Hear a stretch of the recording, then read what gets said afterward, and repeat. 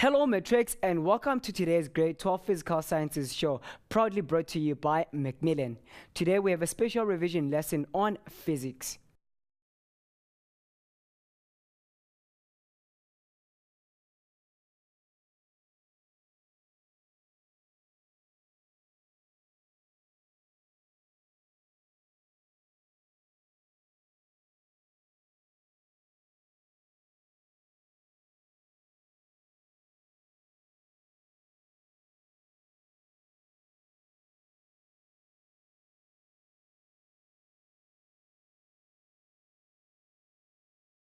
We are looking at physics section, as I've said here, and we're looking at circuit calculations as well as diffraction patterns. From there, we may also have time to look at momentum, but I'm not so sure if we'll have time to look at some questions here that we have based on projectile motion. But quickly, let's just have a look at this question here. Our first question for the day is from a prelim paper from KwaZulu-Natal. Okay, so those of you who are from down there, you should know that we have taken your paper today and we are actually talking to the whole nation about it today. Now, it says here in the circuit diagram below, all right, L1 has a resistance of 3.8 ohms, and L2 has a resistance of 2 ohms, and L3 has a resistance of 3 ohms. Okay, the switches S1 and S2. Now let's just have a look at that. The switches S1 and S2, just pardon us for the typing there, that is actually merging and getting together, getting on the way here. Those two switches are now open, all right? And the reading on the voltmeter is 12 volts. Now, if you are told that all the switches are open and you've got 12 volts, immediately you must know that this is actually the EMF of your battery. Okay, good. Now, the connecting wires and the ammeter have negligible resistance, all right? The battery has an internal resistance, small r. Okay, as you can see on the drawing down here, there is the small r. We're talking about the internal resistance. Okay, now let's just go through these questions, all of them, before we attempt answering them. We'd have a chance to look at that. When only S1, switch 1 is closed, with S2 still remaining open, the reading on the voltmeter becomes 9.5 volts, and that tells you immediately here that we're going to talk about lost volts as well, because we started with an EMF of 12 volts. Now we are told when that switch S1 is closed, we are down to 9.5 volts. A, calculate the total resistance of the circuit. Okay, now I need to give you tips here as well to say, once the question tells you calculate the total resistance, it means you need to check on your diagram, your circuit diagram, whether you've got a parallel section and a series section. So you'll need to start with the parallel section, finding the equivalent resistance of the parallel section, and then you add it to the resistance of the series connection, so that you now have answered the question that says find the total resistance of the circuit. Okay, now B, calculate the internal resistance R of the battery. For you to get the internal resistance, if you know what the lost volt is and you also know what the total current is, you can quickly get there. So that's one way of knowing immediately what to do when you are faced with a question like this. Of course, we're going to do it, so you're going to see it right now. Now, switch S2 is now closed, also closed now, and all light bulbs continue to burn. Will the brightness of L1 increase, decrease, or remain the same? Okay, use an appropriate equation or relationship to explain your answer. So we're gonna look at that as well. Now, moving on, this is the question 1, all right? Let's now start with the first question. The first question that says, when only switch 1 is closed, while switch 2 is still open. The reading on the voltmeter is that, and then we are to calculate the the total resistance of the circuit. Okay, now let's have a look at that. We were told that this L1, okay, the resistor or resistance of L1 is what? L1 is 3.8 ohms. Okay, and then L2, let me write here, L2 is 2 ohms. Then L3 is what? L3 is 3 ohms. Okay, so that's what we have here. And we are told that, or the question wants us to find the total resistance. Now you would see that L1 is in series to the circuit. So that is a series connection. Now L2 and L3 are the parallel connection. Okay? So for us to get the total resistance, we need to match the two. How do we do that? Let me just show you now. Okay, now let's start with the parallel connection. Like I said, RP, 1 over RP should be equal to 1 over R1 plus 1 over R2. Now I only have 2 resistors that are in parallel, so I would have it in that way. Okay, now their values, L2, which is R2 here, will be 2 ohm, L3 will be 3 ohm. In fact, I can easily say that this is my R2 and my R3, because my R1 will be for the L1, light number 1. Okay, so I would continue here and say, all right, this is 1 over. R2 is 2 ohms, R3 is 3 ohms. Can then work this one out quickly. All right, we can then work this one out quickly. How do we do that? The LCM here is 6. 2 to 6 is 2, 3 times 1 is 3, plus 3 to 6 is 2 times 1 is 2. All right, so what do we have at the end? 1 over RP is it's 3. Sorry about that. Okay.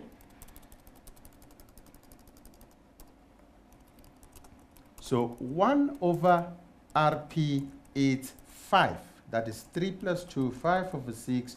Therefore, your RP over 1 is 6 over 5. And that gives you what? That gives you 5 to 6. It goes once, remainder 1. 5 to 10, it's 2 times. So now you know that the equivalent resistance for the parallel connection is 1.2 ohms. But I haven't answered the question at this point. The question wants me to get the total resistance. Now, total resistance R, okay, total resistance RT would be equal to the series connection, which is given to me here. What is the value for the series connection? I have this resistor here for L1, which is 3.8 ohms. Okay, so that will be 3.8 ohms plus the 1.2 ohms. And what do I get here? This is 4, 5. So I've got 5 ohms as my total resistance for this circuit here that we're looking at now. So that is how you would answer this question here. That's how you would answer this question. Now, moving on to the next part of the same question, which is question number B. It says, calculate the internal resistance R of the circuit. Now, how do I do that? Okay. Now, to do that, I will need to get the total current in the circuit. And how do I do that? Because I've got the potential difference, I've got the 9.5 volts, remember, that is given to me when switch 1 is closed. I also have the total resistance of the circuit, and from that I can calculate the current first, okay? So I can say, okay, total current in the circuit will be given by V over R, okay? And what is V? V is 9.5 volts divided by total R is what we have just calculated now, and we found it to be 5. And what is this here? All right, now 5 to 9, it will go once, and just use a calculator quickly without wasting time here. So we've got 9.5 divided by 5. All right, and what do we get there? That is 1.9 ohms. Okay, so that is 1.9 ohms. I mean 1.9 amps or amperes. Sorry about that. That is the unit of measurement for current. And once I've got these, I can use a quick way of finding my internal resistance, because I now have the current. I've calculated it. I found it to be 1.9 amperes. So if I have that, I know I can get V lost from the information that has been given to me, and I know that that V lost will be given by total current times internal resistance. I can get that. Now, how do I get the V lost? You would remember in the question we were told at the beginning here, we were told that when S1 is closed, I've got 9.5 volts as a reading on my voltmeter here, but the battery is given to me as having an EMF of 12 volts. So that difference, the difference between 12 volts and 9.5 will give me my lost volts. Okay, so I can therefore come to the point where we are here and say, all right, this will therefore mean that my V lost will be 12 volts minus 9.5. Okay? This should be equal to 1.9 times internal resistance. Now, what is 12.5? I mean, what is 12 minus 9.5? That gives us, look at it, that gives us 2.5. So the lost volt is 2.5, equal to 1.9 internal resistance. So my internal resistance in this case will be given by 2.5 divided by 1.9. And what do I get? You can quickly make use of your calculator again here. Let's just bring it on. So you've got 2.5 divided by 1.9. Okay, divided by 1.9. And what do we get there? We're getting it to be 1.32. Okay, 1.32 ohms. That's what we're getting there, 1.32 ohms. Okay, so 1.32 ohms is the internal resistance of the battery. Okay, so let's move on. Right, now the next one, still on question number 1. Let's have a look at this one, number C here. Number C here says, when only switch 1 is closed while switch 2 remains constant, that is the readings we're getting, okay? Now switch S2 is closed and all the light bulbs continue to burn. Will the brightness of L1 increase, decreases, or remain the same? Use an appropriate equation or relationship to explain your answer. And I'm just going to stick to the relationship that will be quicker for you to understand and see. All right, now let's just look at this here. Go back to the circuit. If you look at this circuit here, what the question is saying is that if the switch here is now closed, remember this one was closed long time ago. Now, both the switches are now closed and all these bulbs continue to have some light, okay, to burn. What will the effect of closing S2 have on the brightness of light bulb number 1? Okay, now if you look at this, you would see that the ammeter is connected in parallel. Okay, it's part of the parallel connection here. This connection here, use a different color for it, this connection here.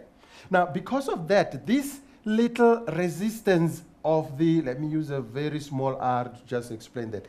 That minimum resistance of the ammeter, which is negligible, I mean, given where we started from, you would see that it would have an effect. Let's move on. And I was still on question number C here, and we trying to explain what happens here, because you are told that switch S2, okay, switch S2 has been closed now, and all the 3 bulbs continue to burn. So L1, L2, and L3 are continuing to burn. Now, what will that effect have on the brightness of L1? That is what the question is. And I was saying to you that if you look at this here, the ammeter is connected in parallel with this section here of the circuit. Now, if it is in parallel there, it tells you that for you to get the total, the parallel resistance here, the total parallel resistance here, you would need to include the resistance of the ammeter. And what happens is that because the resistance of the ammeter is so small, okay, let me write down what I'm saying here. Okay, the resistance of the ammeter is so small. Resistance of the ammeter is very small. Okay, that's why usually you are told this resistance of the ammeter is negligible. So it's very small. Now, in a parallel connection, if you put all the parallel connection resistances together, when you work it out, at the end, the resistance of the parallel section is always smaller than the smallest resistor there. So the RP, when you calculate, it's always smaller than the smallest resistance in that section there, the smallest resistance.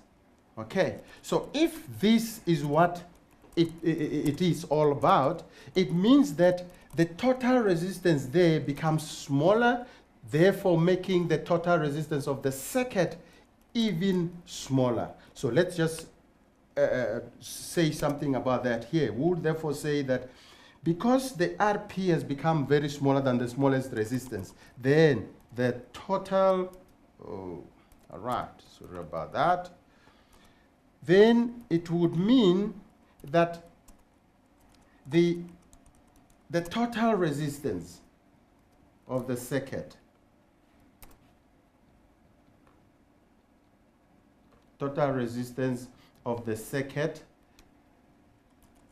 becomes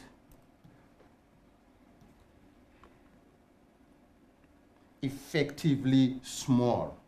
Okay, effectively small, and by this I mean it is going to affect the total current of the circuit. Okay, so total resistance become effectively small. Okay, therefore the current, remember, therefore the total current, in fact I should be writing total current there, therefore the total current I of the circuit increases. Okay, and how do we know it's going to increase? Due to the fact that we know that the total current is given by I equals V over R. And remember that V is not changing. What has changed effectively is R. And therefore, if you make the denominator smaller here, you are making this value here bigger.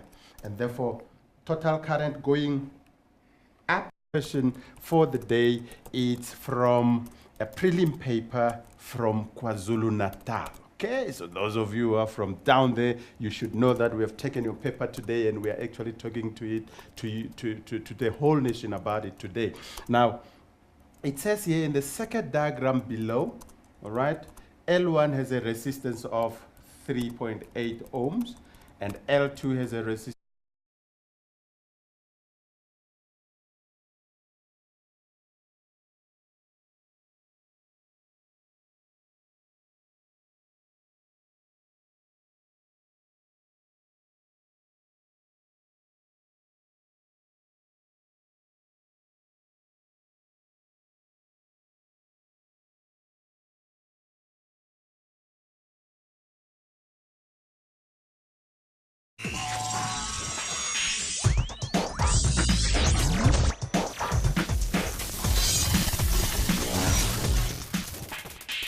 Hello Matrix, and welcome to today's grade 12 physical sciences show, proudly brought to you by Macmillan. Today we have a special revision lesson on physics.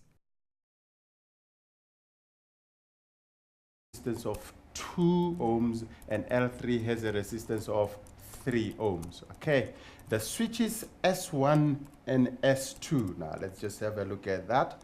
The switches S1 and S2, just pardon us for the typing there, that is actually merging and getting together, getting on the way here. Those two switches are now open, all right?